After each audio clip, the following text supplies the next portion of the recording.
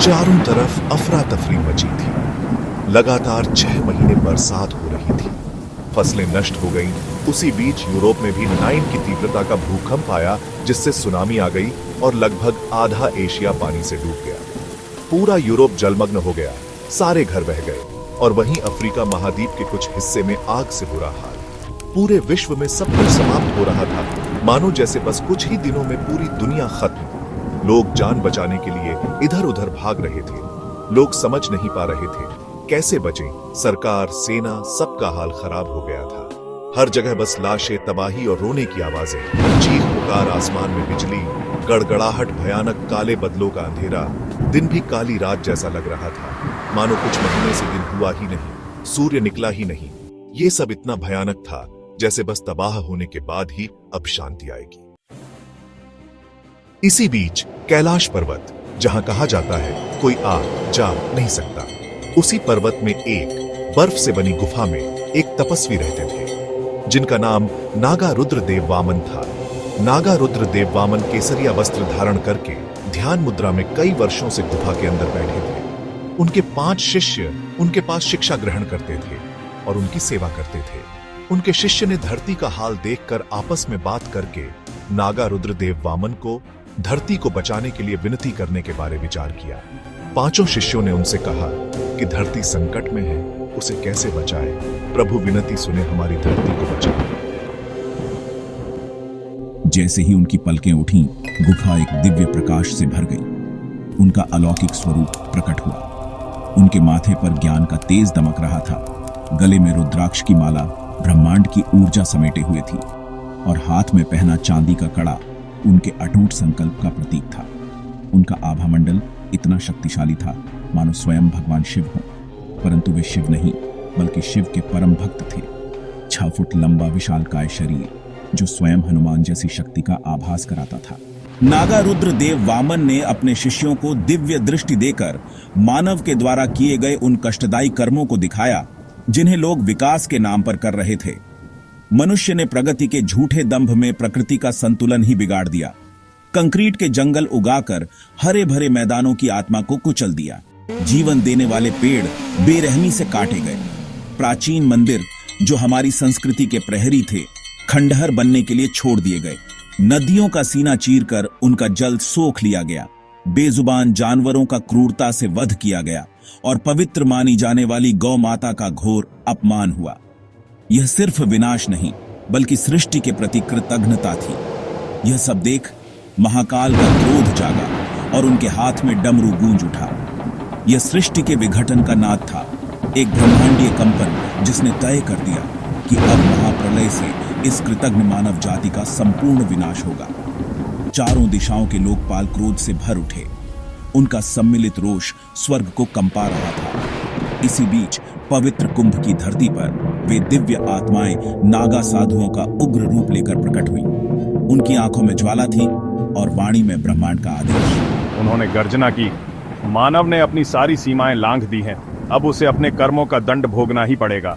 इस विनाश को रोकने की अंतिम आशा के साथ नागा रुद्रदेव वामन ने 33 कोटि देवताओं को साक्षी मानकर एक महायज्ञ किया। यज्ञ की पवित्र अग्नि और मंत्रों की शक्ति से त्रिदेव ब्रह्मा, विष्णु और महेश प्रसन्न हुए।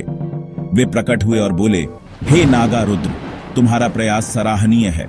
यद्यपि मानव दंड का भागी है, तथापि धरती का पूर्ण विनाश अभी नहीं होना चाहिए। कलयुग के अंत में अभी समय शेष है। हम मानवता को एक अंतिम अवसर देते हैं ताकि वह अपनी भूलों को सुधार सके, परंतु इसके लिए एक अवतार का आह्वान आवश्यक है। रुद्रदेव वामन ने विनम्र होकर निवेदन किया, भगवान, यदि यही एक उपाय है तो कृपया मार्गदर्शन दें। तब तीनों देवताओं ने एक स्वर में उत्तर दिया, हे रुद्रदेव वामन, तुम्हारे 5 शिष्य ही इस कार्य को पूर्ण करेंगे, जो केवल अपने धर्म के प्रतिनिधि नहीं बल्कि अपने अपने मार्ग के सर्वोच्च ज्ञानधारी थे। एक वेदों का झांता हिंदू, एक कुरान का झांता मुस्लिम, एक बाइबल का झांता ईसाई, एक त्रिपिटक का झांता बौद्ध और एक गुरु ग्रंथ साहिब का धारक सिख ज्ञानधारी। ये सब तुम्हारी शक्ति है। यह तुम्हारी 5 तत्वों की एकजुट शक्ति है और इस शक्ति का नाम है आरण्यक। ये 5 शिष्य मिलकर एक ऐसा यंत्र बनाएंगे जो उन्हें आज से 100 साल पीछे ले जाकर छोड़ेगा। यहीं से उन्हें मानवता को विनाश से बचाने की तैयारी करनी होगी। और यह याद रखना, जो मानव ने अपने स्वार्थ के लिए धरती का दोहन किया है, उसे रोकना होगा। ऐसा करना होगा कि मानव के साथ किसी और प्राणी को भी कोई हानि न पहुंचे, तभी यह कार्य सफल होगा। बस इतना कहकर देवता अदृश्य हो गए। बारिश भी लगातार गिरने लगी थी। मानव अपने घरों से बेघर हो गया, जंगलों में रहने को मजबूर हो गया। खाना और पीना अब समाप्त हो चुका था। पेड़ों की पत्तियां, जड़ें, टूटे हुए तने और टहनियां इंसानों के जीवन का साधन बन गई थी। हर तरफ ऐसा माहौल था जैसे इंसान भी अब एक जानवर ही बन गया हो। इंसान को तब पेड़ों का महत्व समझ में आया जब वह उनकी पत्तियां चबाकर जीवित रहने पर मजबूर हो गया।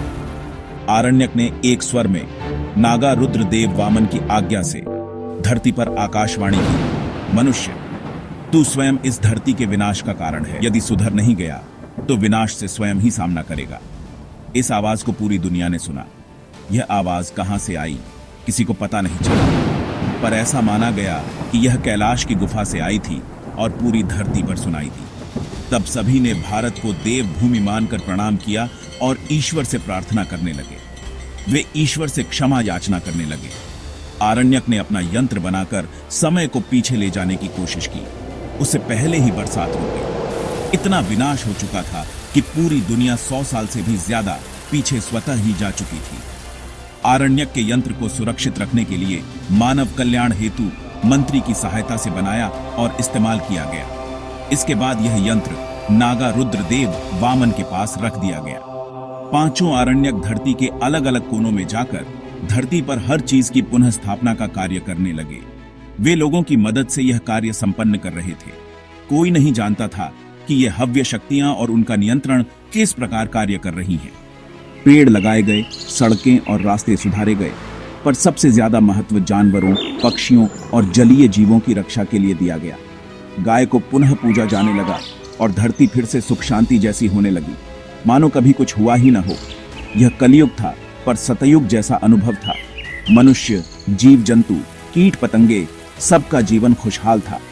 मनुष्य ने अब प्रत्येक प्राणी और हर जीव जंतु के महत्व को समझना शुरू कर दिया और धरती की दी हुई हर वस्तु या प्रकृति की हर संजीवनी का आदर करने लगा। ईश्वर भी प्रसन्न थे। इन सभी पुनः स्थापनों में लगभग 100 वर्षों का समय लगा। जब लोगों ने अपनी जिम्मेदारी समझ ली तो आरण्यक भी अंतर्ध्यान होकर वापस कैलाश लौट गए। उसी बर्फीली गुफा में नागा रुद्रदेव वामन के चरणों में चले गए, जहां से वे आए थे और जिसका रहस्य हमेशा बना रहेगा।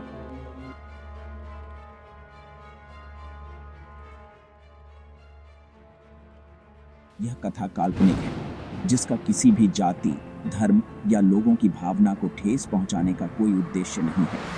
अदृश्य शक्तियां, ईश्वर, ये सब इस कहानी का हिस्सा है। इस कहानी का उद्देश्य केवल यही है कि सभी धर्मों के लोग एक साथ मिलकर इस प्रकृति को बचाएं और विकास के नाम पर धरती का दोहन न करें।